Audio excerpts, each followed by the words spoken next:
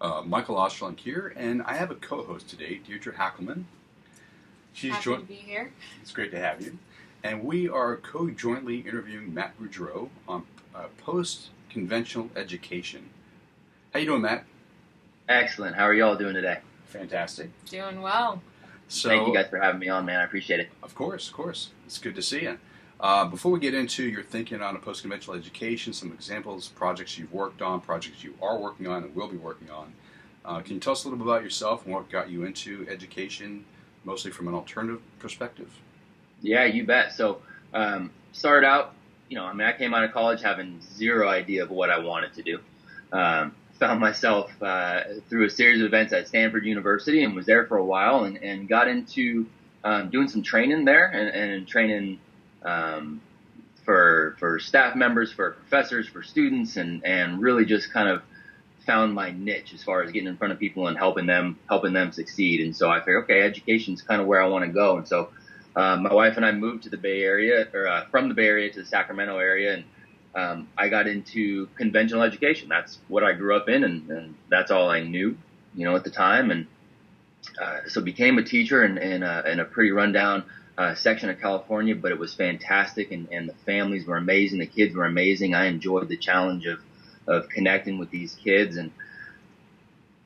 but what happened was the more I got into it, I started to see, we're doing all these things that we're being told we need to do, but this isn't what's working for the kids that I'm working with. I was what I called kind of creatively insubordinate, and I was making Awesome. things work, but I know these weren't necessarily the things that I was being told I had to do. So I figured, let's go into administration. Let's get an administrative credential and see what this is all about. See if I can make a difference that way. So got my administrative credential, and as I was going through the program there and learning about just kind of how conventional education is put together, the history of where it comes from, the deeper I got into it, the more I said, man, this isn't about the kids as far as I'm concerned. Now, don't get me wrong. I have nothing against teachers, and the teachers that are there believe in what they're doing, and they are a fantastic group of people, and a lot of them are making an impact. My issue started being systemic, looking at the systemic setup of the way education has been run, and I'm going, man, this doesn't work. So from that, I decided, it's got to be different in private, right? So private's got to have the answers. So that's where I switched. I'm like, okay, I'm going to go into private school, and again, great people.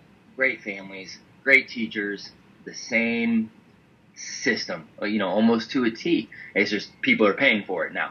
And so it's got a fancier title and things, but man, we model it after the same stuff. So, again, kind of the creative insubordination and trying to put together projects that were scaring the crap out of a lot of people I was working with, parents and teachers, not the kids. The kids responded, right? The kids were loving what we were doing and they were excelling because of it. So, I just continued to research, and as I just kind of organically started traveling around and I was speaking to different schools and different districts, and people were kind of liking what I had to say, I just kind of fell into this speaking about education, which led me to a TEDx that somebody had recommended me for.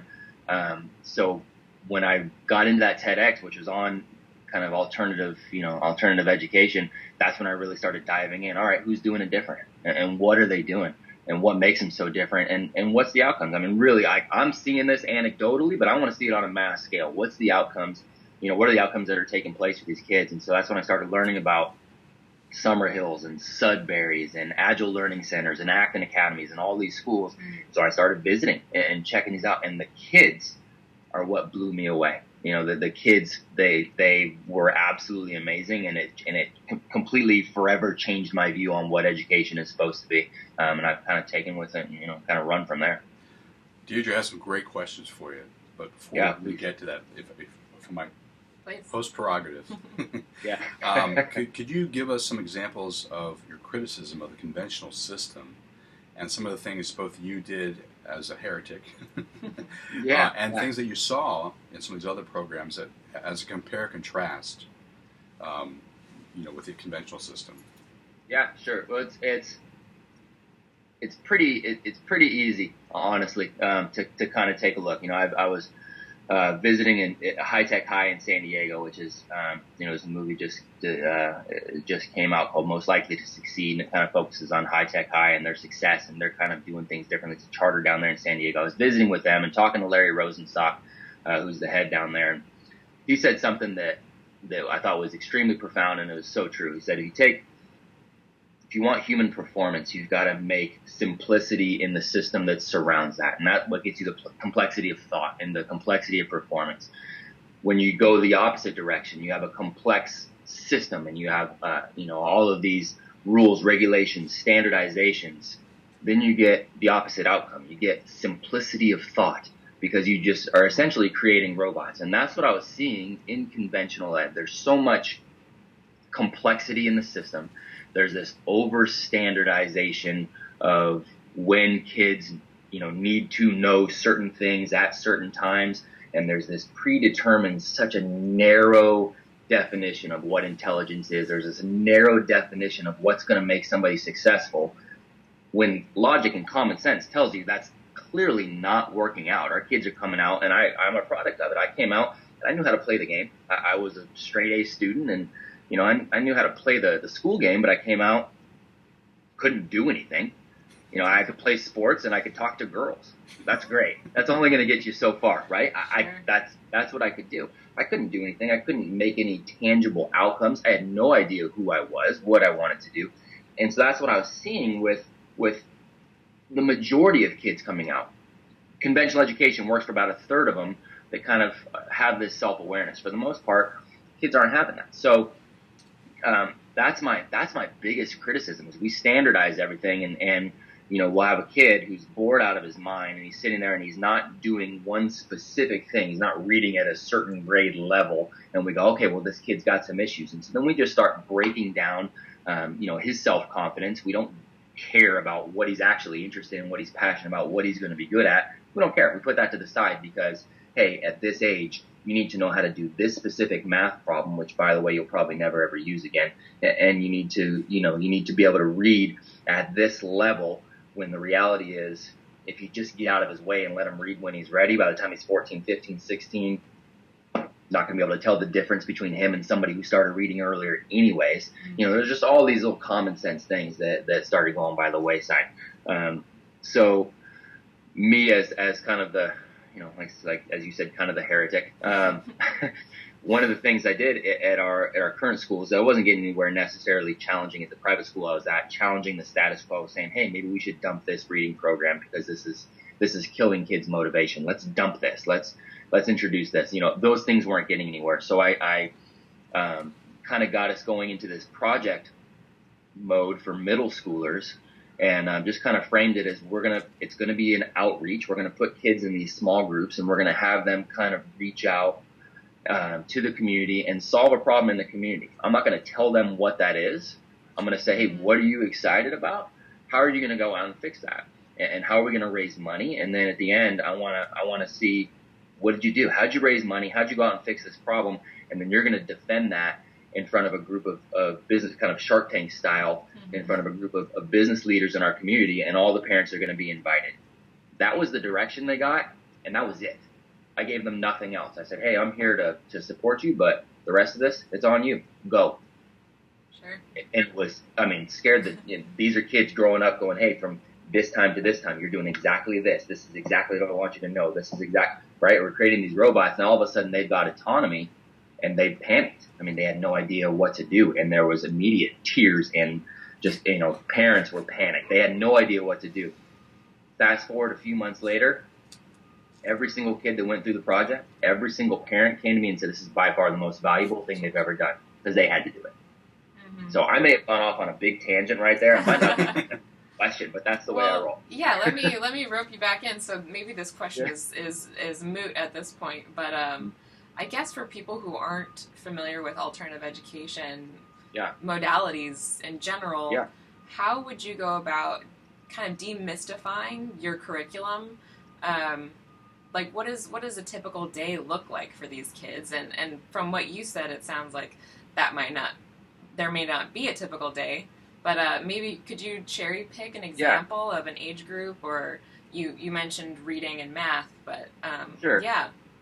So yeah, I'm glad to give you an example, and you're right. I kind of want to demystify it because there's this kind of esoteric thought process where it's like, okay, they're just kind of out there free will doing kind of what, and some schools kind of operate that way. But the reality is there is kind of an end game. It's really this libertarian approach to philosophy, which I know, speaks right to you. Yeah, and I'm not just saying that for you. I'm just saying the reality of it. We want to encourage kids. We want to maximize autonomy, right? We want to maximize free will, freedom of choice, as long as that's not inherently interfering with somebody else's personal or physical freedoms. We emphasize the importance of morals, of individual judgment, of economic liberty. All of these things are, our focus on a day-to-day basis. You can do that without telling kids what to do. We just create a loose structure around that, and then the kids become responsible at these schools for an astounding number of things. And so all of these alternative schools set things up differently, but when it comes down to it, the kids are responsible for things, right down to janitorial work, right? Kids will run their own governance of the school. They run their own currency systems. They'll immerse themselves in negotiation and conflict resolution. They'll work part-time as apprentices at, their local architecture firms, bakeries, dance studios, whatever kind of their passion drives into. And then on top of that, they'll learn the reading, writing, arithmetic using, in our case, and we'll get to kind of the project that I'm working on. I'm working with Acton Academies. And so we utilize for those core skills, we utilize things like Khan Academy, right? Some of the game-based teaching tools, Dreambox, things like that.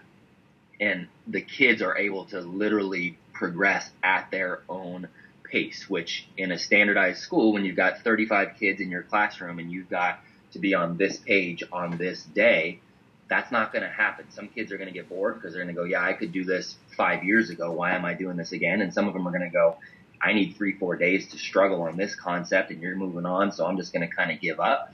It's very rare that you've got a kid that just follows right along in that linear fashion. And that just doesn't work out. So, a typical day for us, again, there is no kind of typical because we'll kind of let the students lead, but we do have a little more structure, I guess, than some alternative schools, but it's just because we're so goal focused. So, students might arrive at our school, 8 o'clock in the morning. They'll kind of have 30 minutes to kind of talk and chat and get together, play. Which again, play is a huge part of all of these schools because it is the most natural part of learning. So all of these schools are going to incorporate a great deal of play in, especially for the younger students.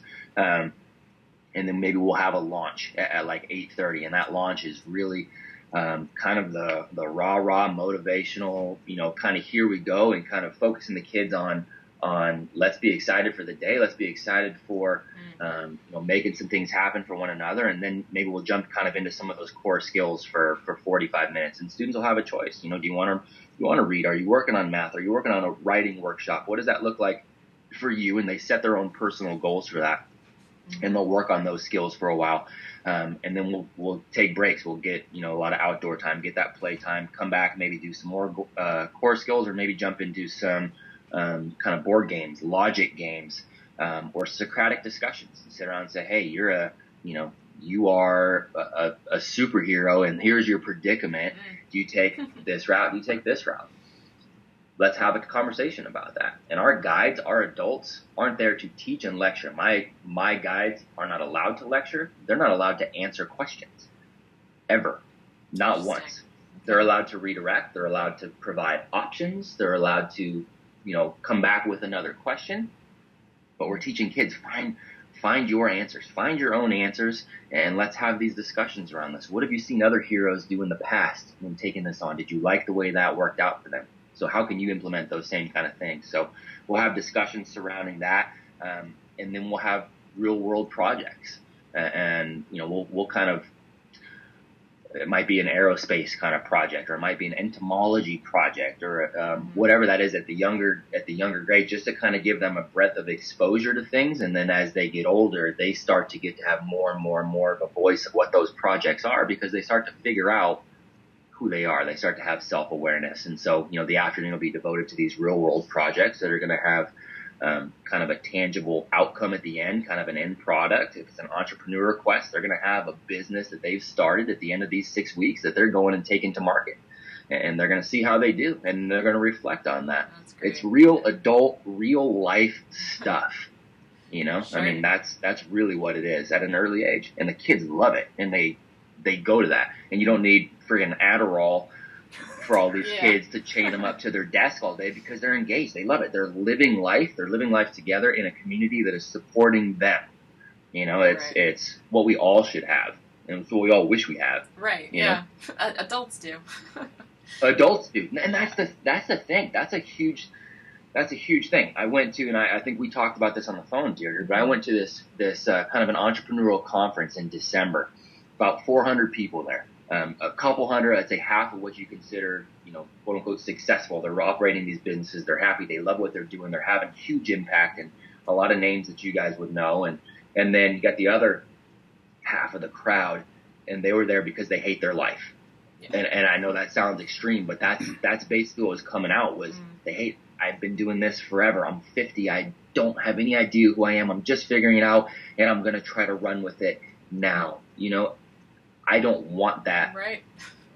For my kids, for any kids that I work with, I do not want that fate. They feel like they've been running somebody else's rat race forever, and they've hated it the entire time. You guys all know people like that. We all know people like that. I don't want that for our kids. I want them to be self-aware, motivated, excited about how to live life, and understanding that they are awesome. Here's what I'm awesome at, and here's what I'm going to go do to change the world. Sure, and you don't need to buy that convertible at 45. Right? Yeah. Exactly. Yeah. So to unpack a lot of the curriculum that you threw at us here, you know, to some of us that might seem kind of like, oh yeah, rah rah, but to people who aren't familiar with alternative ed models, what aspects of your particular model or other alt models that you've seen, what aspects do skeptics challenge the most? I mean, the Socratic kind of leading stuff, the open-ended projects, you know, a lot of those terms scary to a lot of people. So what have you come in contact with that's been the biggest challenge for a lot of people with more of a traditional mindset? Yeah, and that's, you know, really, you hit the nail on the head. It's that traditional mindset that we've all been indoctrinated in. This is what school looks like. It's a linear, start here, go here. So as soon as you step outside of that, you automatically will have some people that shut down. And I'm not in the business of convincing everybody because I've found that that's a waste of time, right? People are either going to logically see it a lot of times, or they're not. So I don't go too much into trying to convince somebody of something that they are just scared to death to look outside the box. You know, it's always looked this way, so it's always got to look this way. I turned out fine. My answer is always like, well, is that what you want for your kids? Sure. Is fine, which is great. But so I think the biggest thing is you got these pre-definitions that people abide by. You've got to go kindergarten, first grade, second grade. You've got to have grades. You've got to have standards. You've got to have this, and then you've got to go to college. Never mind the fact that college is clearly, you know, it defines nothing. It's clearly no longer a path to success. Nobody believes anymore because it's that you get a college degree and that automatically means you now have a job. Probably means you have a bunch of debt. Mm-hmm. Doesn't mean you have a job. You might be living in your parents' basement for the next 10 years and you know, having them support you stuff. So it's those concepts that I think get challenged the most. Well, if kids are gonna if kids are gonna kind of have a say in this, it's gonna be chaos. You know, if they get done here, how do I know they're gonna get into college as if that's the end game? And again, if a kid wants to go to college, they're going to be able to. I want them to be able to. And we'll make sure that happens.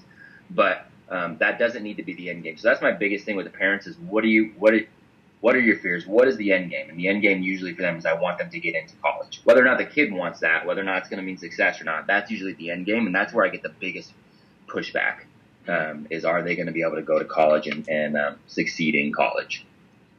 Yeah, that makes sense. Let me ask a follow-up question. Yeah. You talked about a workshop around math and reading. So one of the things questions I hear from people from the more conventional, traditional space is if you don't have a teacher sitting up in front of a class teaching them how to do algebra or arithmetic, how is a kid actually going to learn this stuff? Yeah. So the thought that you need somebody actively teaching them is provably false. Again, you look at schools with very loose structure like a Sudbury, who absolutely will not provide any kind of teaching whatsoever, 100% literacy rate coming out. I mean, and that's hundreds, if not thousands of kids when you start including all the Sudburys, the Summerhills, things like that. You have thousands of kids. 100% literacy rate, which you, by the way, will never see in public education. So there's a little bit of and again, that's people hear that and they go, I just don't believe it. That's the reality of it. Now, they might not have learned to read until they were 11 or 12, but again, by the time, you take two 16-year-olds, one learned to read at 11, one learned to read at 5, and if they're avid readers, you cannot tell the difference whatsoever. So that's just the reality of it. And then when you start looking at math too, and we're using, kind of the gamification, we're teaming up with SalCon and the Khan Academy, and it is more of a self-directed thing. Again, looking at the evidence, the reality is Acton Academy kids, and I'm using us because I know our data, and again, this is hundreds, if not starting to look at thousands of kids utilizing these game-based programs where they are driving the wheel on how quickly they can get through things. On average, they're about 5 grade levels ahead of their peers in math without any direct instruction. They're driving it because they're able to take as long as they need on a specific concept. They're able to go back. They're able to utilize the computer. It's not a textbook-driven, teacher-driven thing, and that's it. It closes you off. It's the whole world is your oyster kind of thing. Let's go find the answers. So on average, they're 3 to 5 years ahead in math using these game-based programs. And they're able to go as far as they want and as far as they need. Again, I got A's in trig. I got A's in calculus. If I took one of those courses right now, I'd fail. If I took a test on it right now, I'd fail. Right? It's not something we've even used. That aside, the kids are excelling at it, and they're utilizing those things to show proficiency there, and that's allowing them to pass things to get into college too if they need it. So the evidence is there if you pay attention. I mean, it really is. If you just do apples to apples comparison, how kids perform from these conventional schools versus public education, it's not even there is no comparison. No, that's fantastic. Yep. I did have kind of a question. So you're talking about these ways that you educate or lead into education. What do you deal with, and I know different states they vary, and you're based in California right now, but what are some of the biggest obstacles that you've run into with legislation and regulatory challenges in the alternative education? Part of the reason I went into alternative education was to avoid those specifically, right? Even with that in California, it's kind of reared its head. One of the biggest things the government control is, and it's really not even just the government control, the legislation surrounding funding for materials and things. Well, that's really kind of monopolized. Pearson, they make the textbooks and they made more money last year, I think, than every NFL team combined, right? And people don't realize what a player they are as far as that goes. So they have every intention of continuing to make that money, which means new textbooks every year, which are the same as the last year. They just have a different cover and switch chapters around and stuff like that. And then put it in digital format, and people, we're innovating because we have an iPad, but it's the same textbook on an iPad, and so they just made more money. And then testing materials on top of that, and tutoring materials to, corroborate with those testing materials, and it's a racket. So you have that aspect of it, and then you have the over standardization of education. And so again, this federal model, you have all of these standards of kids learn certain things at certain times, and then they have to take a test based on that, and then depending on how they do on this test, the very basic sense of it, that's how much money that school is going to get. So the reality is those tests are more a factor of your socioeconomic status than anything else. You have good community. I live in a very affluent, I'm not affluent, but I live in a relative affluent community. And so our test scores at our schools are good. That said, people go, well, then the schools are good. Schools are no different than when I was working in, the Stockton area of California, which is a much lower economic status. The school's no different, but the test scores and the outcomes are different. And because of that, they get less funding for that. So everything is driven towards making sure you perform well on this one sliver of a ridiculous, test. And that's determining funding. So that's why part of the reason I got out of conventional ed as it is. I don't have to listen to anybody saying, here's what the standards are, and your students have to perform on this test or you don't get money. And that's the beauty of it. I can develop my curriculum the way I want it. That said, even though I'm a private institution in the state of California, there's still hurdles. There's hurdles surrounding, obviously, you have your standard zoning issues and things like that as far as getting a building that's approved. And then we also had a legislation come down called SB 277, which is we haven't even seen fully what the impact of that is going to be, but it's the mandatory vaccination laws that preclude any students that don't have their up-to-date vaccinations. It precludes them from going to any public or private school. And that's a big deal for a lot of parents, and it has been a big deal. It'll continue to be a big deal as kids continue to hit those various milestones.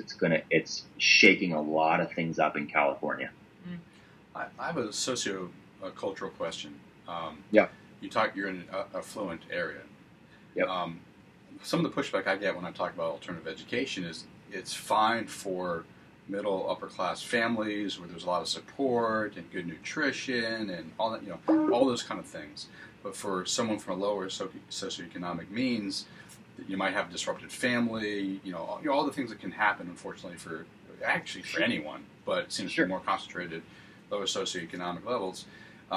If you have kids coming into the school from that situation, maybe they're not so self-controlled, self-contained, self-managed, all that kind of stuff. How would you speak to that? That's a great question, and I get that one a lot too. Plain and simply, it's not true. So there's this dichotomy of thought that you have somebody coming from this lower socioeconomic status, and so because of that, they have a lot of times, it's very true, they've seen different struggles. They have different things to deal with when they get home that no kid should have to necessarily deal with. And I had a lot of those students, when I first started my career in education. So that part is very true. The thought that's incorrect is that when you have your higher socioeconomic status, that doesn't happen anymore. And that's not true. It just looks different. These are the kids that are, maybe they're not, and I'm stereotyping, but this is a lot of times how it plays out. So maybe these kids in this upper affluent area don't have the same, access to, there's not the marijuana problem or whatever, you want to throw out here. Okay, but over here, they're getting into their parents' prescribed pills, and there's a cocaine issue, and right? So you still have this, and instead of not enough support because the parents, whatever the situation is in the lower socioeconomic status community, sometimes you have more support than anybody should have. You have that entitlement attitude because of it. And so it's presenting the same set of problems. It just is packaged differently, right? So the reality is human nature doesn't change whether you're talking lower socioeconomic or higher socioeconomic. So the kids, even in these environments, if they are given and they understand that they are given support, given control, I would almost argue that the kids from the lower socioeconomic status communities are going to have a better chance because they're coming here and, oh my gosh, I actually have a voice here. I get say in this. This is a place where people do actually, these people respect me. These people support me. These people believe in me. So this is kind of their safe haven, and they respond well to that. We just don't put these schools in that community, and that's part of my mission, is getting these schools, not just here. I'm opening in this area near to my house, and this is where my kids are going to go, but I want to spread them all across the Sacramento area, specifically in areas that need it the most. And I think, honestly, those kids are going to respond even just as well, if not even better, than ones that come from a more affluent background. That's great. Yep. One question. I have a final question for you. Yeah, please. I'll put my psychology hat on. Okay. Tell me about the type of people that graduate from these kind of programs you're talking about in terms of their mental capacities, emotional resilience, emotional intelligence, all those kind of things that are more psychologically oriented, not just in terms of their knowledge base. Yeah, that's honestly, that is the focus. The people that are coming out of here are self-aware. And I think, and again, we can go into the complexity of everything, but they are self-aware. And I don't know, I can probably name on my hands the number of adults that I know who are truly self-aware, self-assured, and self-confident, saying, here's who I am, here's what I'm really, really good at, here's, I love people, I want to give back to them, and here's the way I can best give back to them, because I'm not really good at all these other things, and they're okay with that, right? I don't know many adults that way. The kids coming out of these schools, that's what drew me there initially. I sat down with middle schoolers who already had that.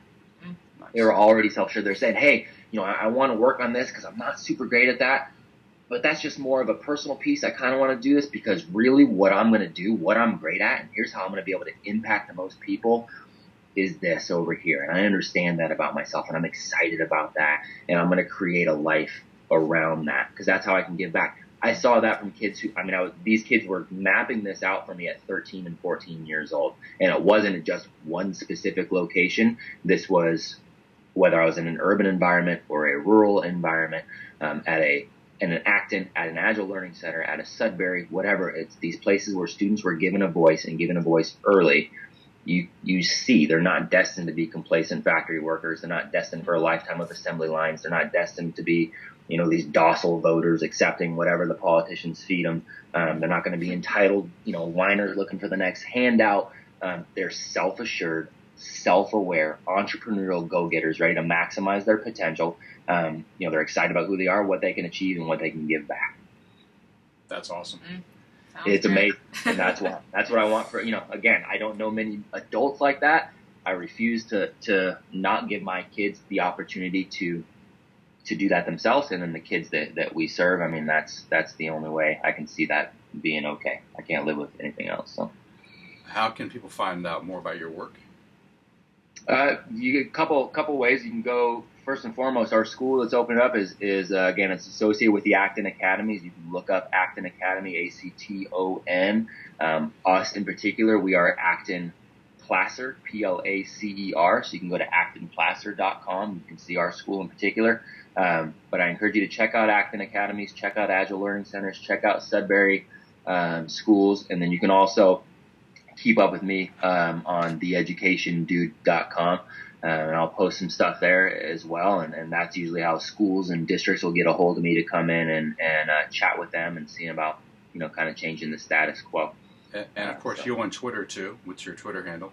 And on Twitter too, actually I have 2 different Twitter handles, so thank you guys. The Education Dude is one of them, and then my name, Matt Beaudreau, is the other one. I work kind of knowing what I know about generational communication. I work with a lot of organizations on improving that for the Fortune 500s as well. So you can find a lot of that work at Matt Beaudreau on Twitter as well. Great.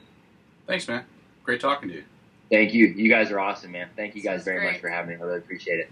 Take care, man. Take care. You too.